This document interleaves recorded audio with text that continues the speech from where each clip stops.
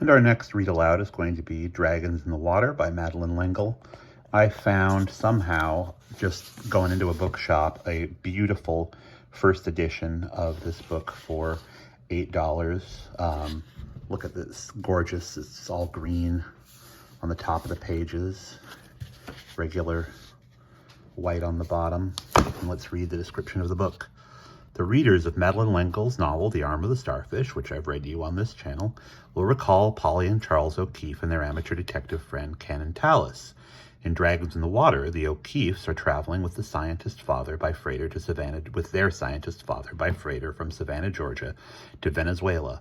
Among their fellow passengers are Simon Rainier, who quickly becomes their friend, and his enigmatic cousin Forsyth Farr, who, with Simon, is returning a family heirloom to Venezuela, a portrait of Simon Bolivar. When Forsyth Farr is murdered and the portrait stolen, all the passengers and crew become suspect. Through strange circumstances, several of them have a motive for the murder of the man, who it develops may be merely posing as Simon's relative.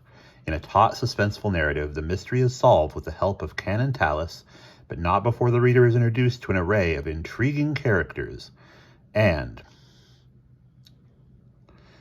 the Cristano Indians, a society of people whose unique way of life refreshes and enriches all who share it. Hopefully that won't be for the time this book was written. Let's see. I just love what a gorgeous, gorgeous first edition this book is. A lot of these that I read them to you, and I don't hold on to them, but this is a keeper for sure. First printing, 1976.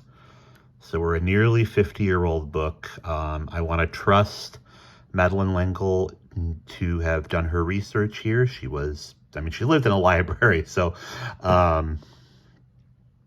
keeping our fingers crossed this is not a book where she makes up a bunch of stuff about a group of people, but we'll find out. Let's see if it says anything about the author. It does. Madeleine L'Engle is perhaps best known for A Wrinkle in Time.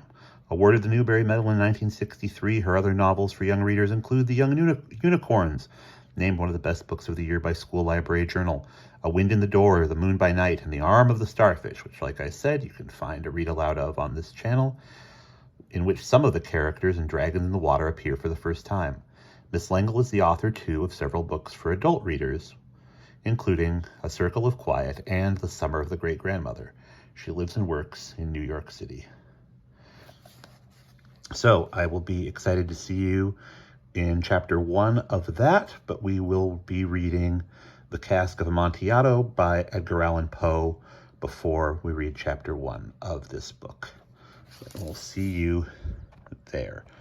And this, I also want to say this book got jumped up the list for read alouds because somebody listened to the read aloud for, and now I'm blanking on the title, the book where the twins travel back in time to the world of Noah,